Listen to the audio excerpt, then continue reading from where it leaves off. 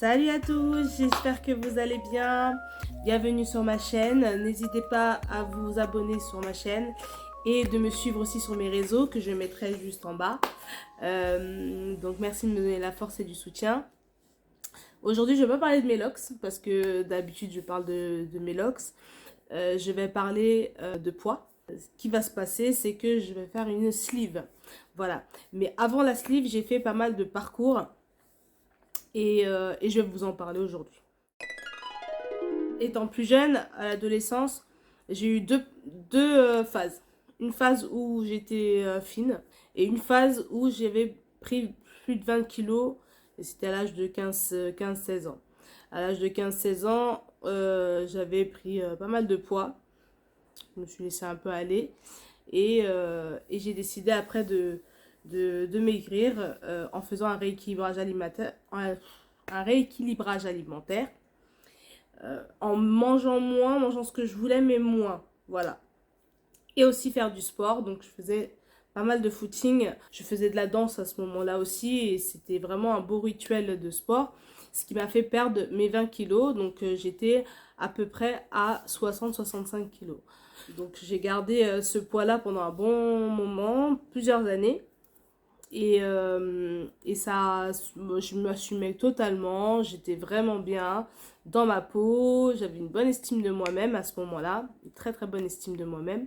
Et, euh, et ça, c'est vrai que au fil des années, eh ben j'ai commencé à grossir petit à petit, vraiment petit à petit. Et après, par la suite, après l'âge de 27-28 ans, j'ai eu un complexe, c'était mon ventre. Mon ventre était très plat avant et je commençais à avoir un petit bidon. Tous les mois, il fallait que j'achète des vêtements et de plus en plus, en fait, ce complexe-là m'embêtait d'avoir un ventre un peu plus gonflé qu'avant. Au fil des années, j'ai grossi et quand j'ai vu que j'avais un complexe de ventre, j'ai voulu faire une liposuction. J'aurais peut-être dû dire ça dès le début, mais je préfère le préciser. Je ne suis ni médecin ni nutritionniste et je n'ai pas la science infuse, mais en tout cas, je parle de mon expérience et de ce que j'ai vécu. Et moi, pour la liposuction, j'ai fait une liposuction du ventre. Et j'ai fait dans une clinique, tu pouvais partir le jour même en fait. C'est-à-dire qu'à un moment donné, sur le ventre, tu as plusieurs zones. Et en fait, ils prenaient que deux zones sur ton ventre et ils te pompaient en fait du coup la graisse. Ils te mettaient des pansements en fait. Et tu pouvais rentrer chez toi tranquillement le jour même. Ça prenait quoi, 2 heures, même pas. Et après, tu pouvais rentrer chez toi. Il y avait des précautions à avoir pour pouvoir rentrer chez toi. Voilà, tu retirais 48 heures après le pansement qu'ils avaient mis. Et après, tu revenais peut-être une semaine après ou 2 semaines après, je me souviens plus trop des dates, mais il fallait que tu reviennes quelques semaines après pour que tu fasses l'autre partie. Au début, j'étais contente parce qu'effectivement, il y avait quelques résultats. Bien sûr, tu me prends de la graisse, hein, donc du coup, bien sûr qu'il y a des résultats au moment où tu fais. Cependant, dans cette clinique-là, je ne sais pas si c'est la même chose dans les autres cliniques, hein, mais en tout cas, cette clinique où j'avais pris, alors je ne sais pas s'ils font ça avec tous les patients, mais en tout cas avec moi, je trouve qu'ils ne m'ont pas bien suivi. C'est-à-dire que je repartais avec des pansements, ok. Précaution, c'était quoi? C'est juste retirer le pansement 48 heures après. Il n'y avait pas de gaine de préconiser au début, parce que j'ai fait plusieurs fois. Au début, ils m'ont pas du tout préconisé de gaine ni quoi que ce soit pour pouvoir bien maintenir ton ventre. Donc bon, je me suis dit bon bah peut-être que c'est normal. Quand ça a cicatrisé, ils te font une ordonnance pour que tu puisses prendre un produit pour qu'ils t'ingèrent dans les cicatrices parce que moi je suis noire de peau et je sais plus comment ça s'appelle, mais en fait, quand on cicatrise sur certaines parties de notre corps, nous les noirs, on est plus sujets à ça, et bah du coup, notre cicatrisation est un peu boursouflée. Et donc, du coup, elle m'avait préconisé, en fait, enfin, elle m'avait prescrit un produit, en fait, où elle insérait avec une seringue dans la partie boursouflée. Et en fait, ça retirait un petit peu la cicatrice. Ça a marché plus ou moins. Dans certains endroits, il y a des endroits où ils sont moins boursouflés que d'autres. Mais ce que je regrette dans cette façon de faire, je trouve que le résultat est trop irrégulier dans certains côtés. C'est-à-dire que mon ventre n'est plus lisse. C'est-à-dire que des fois, il y a des petites bosses. Et je pense que c'est lié à ça. Parce que tu vas une fois, il te pompe de la graisse, et puis quand tu vas une autre fois, il va te pomper de l'autre côté. Moi, je conseillerais la liposuction à des personnes qui sont un peu plus minces, qui sont un peu plus minces et qui ont juste quelques petits complexes et quelques petites graisses par-ci, par-là, mais pas bien méchant. Moi, c'est vrai que peut-être que j'avais peut-être trop de poids et ça a fonctionné, mais c'est vraiment un court temps. Les gens qui font de la liposuction, enfin en tout cas certaines personnes qui font de la liposuction, je pense qu'ils ne disent pas qu'ils reviennent voir leur chirurgien pour en refaire encore après. Sauf que moi, je pensais que c'était... enfin, ce qu'ils me disaient aussi la clinique, hein, je pense que c'était pour vendre leur truc, hein, mais ils m'ont dit voilà, que la graisse allait plus revenir, que ça allait être plat et ça restera plat, et donc du coup, vous inquiétez pas, vous faites ça une fois et voilà. Bah, sauf que ce n'est pas vrai. En tout cas, de mon côté, c'est revenu. J'ai toujours eu ce complexe-là. Mon ventre n'a pas... il a baissé à un moment donné, mais il a repris. J'étais vraiment très déçue. Très déçue. Déjà d'une parce que déjà, il y avait une femme qui m'avait reçue et je pensais que c'était elle qui allait me faire, je crois que c'était elle là, qui allait me faire cette intervention. Je lui ai posé la question si c'était bien elle qui allait me le faire, elle m'avait dit que oui. Et quand je suis venue pour faire des interventions, ce n'était pas elle. Et c'était une autre personne qui m'avait fait ces interventions-là et qui était plus expéditif. Et voilà quoi, ça filait droit, il fallait faire vite. Et puis, tu vois, donc c'était pas top. Moi, je trouve que quand tu as cette opération-là, il faut qu'il y ait une relation de confiance, une relation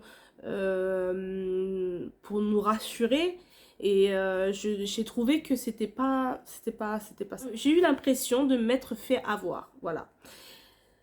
C'est pourquoi qu'après, dans ces 3 ans, je suis revenue une deuxième fois les voir. J'ai pas eu le suivi qu'il fallait. En tout cas, ils l'ont compris parce qu'ils m'ont refait après tout le processus gratuitement. Et ce qu'ils faisaient, j'avais oublié de préciser, c'est que tu faisais de la liposuction. Donc, il y avait un laps de temps à attendre. Je crois que c'était 6 semaines, si je me souviens bien.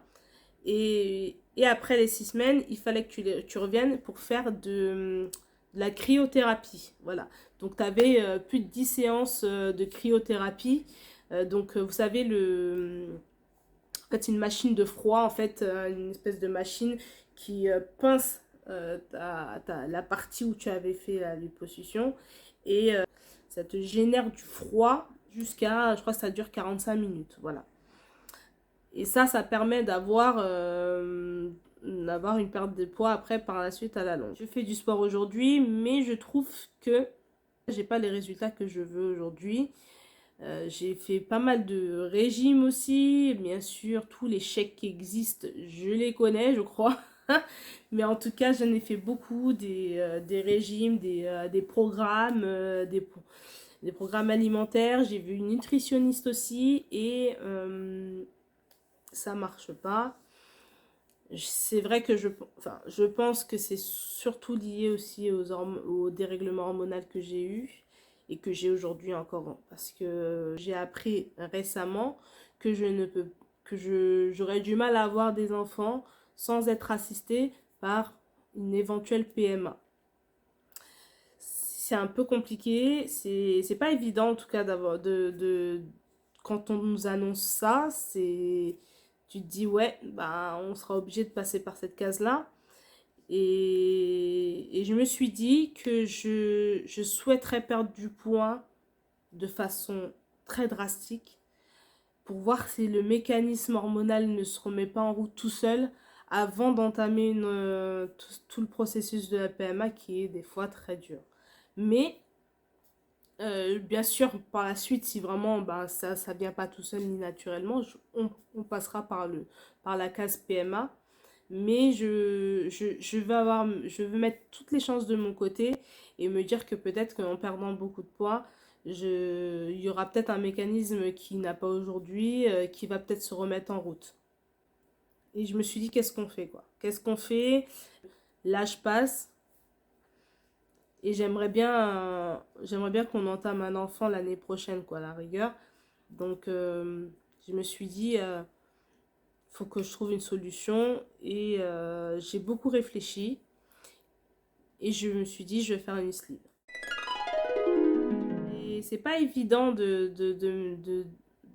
d'arriver à faire cette démarche-là de faire une sleeve. Je me suis dit que je pourrais arriver seule à perdre ce poids-là. Sauf que maintenant, je me dis que, en fait, j'ai tellement fait de choses.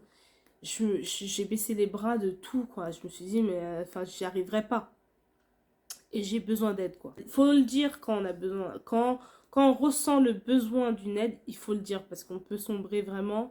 Et j'étais à 2 doigts de sombrer. Cette aide, parce que la chirurgie c'est une aide, c'est pas une solution miracle. Donc cette aide-là pourra me relancer dans le cursus. Et comme j'ai un objectif d'avoir un enfant d'ici 1 an ou 1 an et demi ou 2, et ben je me dis que ça va être cet objectif-là et puis je vais pas le lâcher, quoi. Après, ce qui m'a fait vraiment me décider, je pense, pour cette année, c'est tout ça.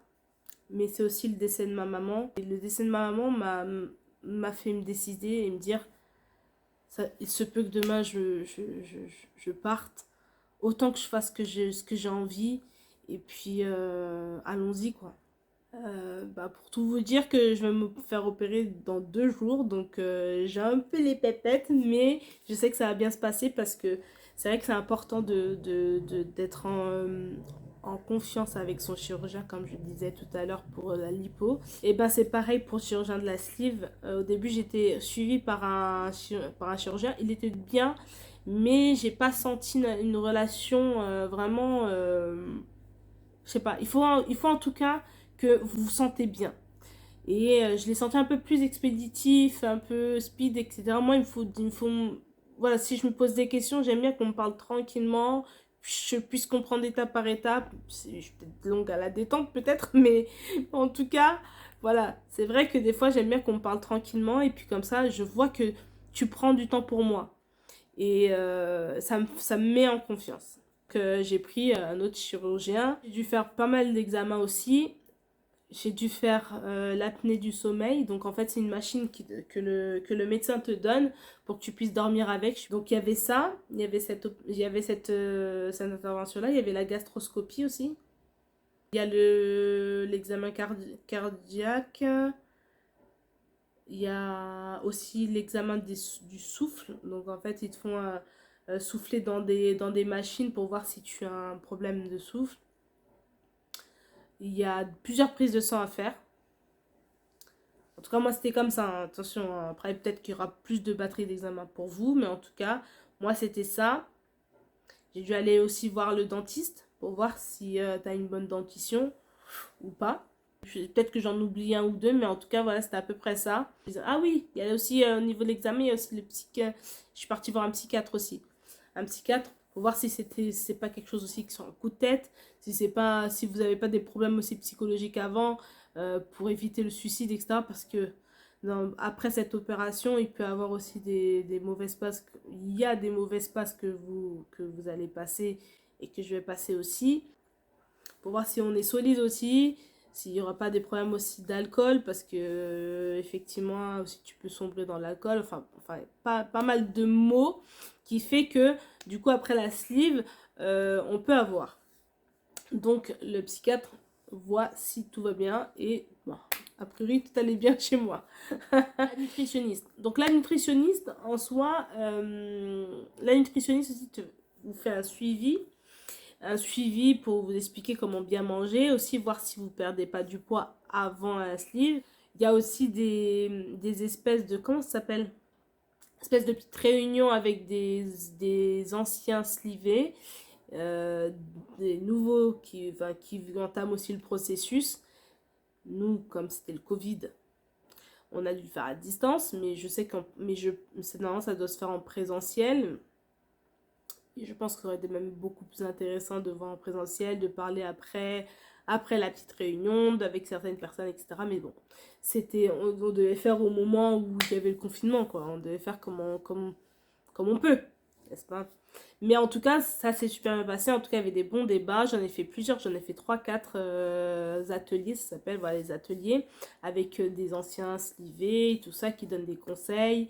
Et puis, qui donnent leur expérience. Et c'est super. Franchement, c'est top. Parce que aussi, ça permet aussi de se remettre en question. De dire, est-ce que vraiment, c'est vraiment ça qu'on veut? Parce qu'ils disent vraiment avec toute la transparence qu'il faut. Ils vous disent ce qu'il faut, enfin, tout ce qui est bien et puis tout ce qui peut être moins bien aussi. J'ai effectivement hésité à passer le cap de cette chirurgie. Pourquoi? C'est pas forcément la chirurgie en elle-même, c'est moi, parce qu'il faut être prêt pour aller dans ce cap-là et de faire cette opération. Il faut être prêt psychologiquement, il faut être prêt aussi mentalement. Plein de choses et je me suis dit que je vais pouvoir maigrir sans passer par cette chirurgie. J'étais persuadée, je me suis dit, allez, on y va, on y va, on y va. Mais je me suis rendu compte qu'en fait, finalement, on y allait, mais il y a quelque chose qui... Je n'ai pas eu les résultats que je voulais. Donc voilà, donc dans 2 jours, je vais faire ma sleeve. J'ai peur, mais en même temps, je suis très excitée de le faire. Je sais qu'après cette chirurgie, la vie ne sera pas pareille. La vie sera différente. En tout cas, j'aurai pas mal de choses qui vont s'ouvrir. Il y aura pas mal de hauts et de bas que je vais aussi passer. Ça, j'en suis consciente. En fait, c'est comme... je suis comme un enfant qui aura son cadeau, quoi. C'est un peu ça, en fait. Je me sens un peu comme ça. Où je me dis, oh là là, il y aura le cadeau de Noël. Mais c'est vrai que je suis consciente, en tout cas, qu'il y a vraiment, après, tout un processus à appliquer. Je me suis beaucoup documentée là-dessus. Là, ça fait plus d'1 an que je me documente, voilà, que je réfléchis, je fais des ateliers, voilà, que je revois la nutritionniste et que je me fais suivre aussi pour me dire qu'est-ce qu'on fait, est-ce qu'on fait ou est-ce qu'on fait pas. Là, je suis sûre de moi. Alors, un petit conseil pour ceux qui sont dedans, ceux qui veulent faire, faites-le pour vous. Pensez à vous. Parce que mes proches, je les aime beaucoup, mais il y en a certains qui, pour bien faire, parce que je pense que c'est par bienveillance, mais vont donner leur avis. Et leur avis ne vont pas vous faire avancer particulièrement. Ils vont vous donner leur avis, mais c'est pas eux qui sont dans votre corps, c'est pas eux qui ont les problèmes que vous avez. Pensez à vous. Moi, je sais que c'est de la bienveillance, mais en tout cas, voilà, on m'a dit, mais t'es sûr? Mais est-ce que tu t'aurais pas pu faire autrement? Mais pourquoi? Mais avant, t'étais fine, donc tu peux y arriver. Ouais, mais sauf que c'est pas vous, les gars, qui ont ces problèmes de santé, des problèmes hormonaux, des problèmes de souffle. Ça bon, c'est bon. Au bout d'un moment, j'ai besoin de faire pour moi et je fais tout ce parcours pour moi et pas pour vous, en fait. Écoutez plus les gens qui ont été slivés, des personnes qui sont bienveillantes, mais qui vont plus vous monter vers le haut aussi. Euh, Moi, je leur ai dit clairement, en fait, finalement, en fait, je vais vous dire très clairement, je ne l'ai pas dit à beaucoup de monde que je faisais cette opération. On me pose la question, je le dis. Je le dirai, je le dis, même à ceux qui ne savent pas, ils vont me poser la question de dire, mais comment t'as fait? Je le dirai. Pour autant, je vais leur dire, et ce que je dis aussi aux autres que j'ai déjà dit, j'ai pas besoin de votre avis. Que vous soyez content ou pas content, que vous donnez votre avis ou pas, je m'en moque. Je vais faire une sleeve. Voilà. Enfin, la conversation s'arrête là. C'est bon, j'ai pas besoin de plus. Voilà. Je vous conseillerais de ne pas dire à tout le monde. Gardez ça pour vous, c'est pour vous que vous avancez, c'est pour vous, vous faites ça. Surtout ceux à qui j'en ai parlé, il y en a certains, je n'ai pas dit, ah en fait je vais faire ça. C'est qu'on m'a posé la question de dire, mais ah tu vas te faire hospitaliser, du coup pourquoi? Voilà. Et quand on me demande pourquoi, je vais pas dire, ah parce que je vais pas chercher des mensonges, ça sert à rien. Je leur dis, voilà. Mais je dis, voilà. Enfin, il n'y a pas de... Il n'y a pas de continuité, c'est-à-dire que je fais ça. Ah, ok. La conversation s'arrête là.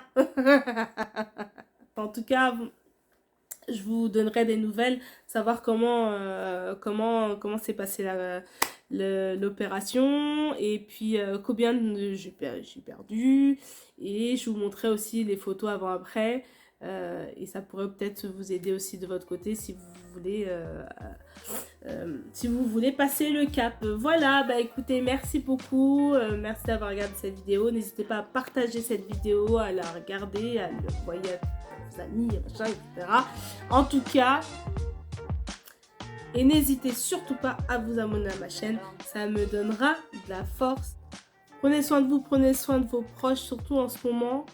Je vous donne beaucoup de love, beaucoup de force et à très bientôt. Bye bye!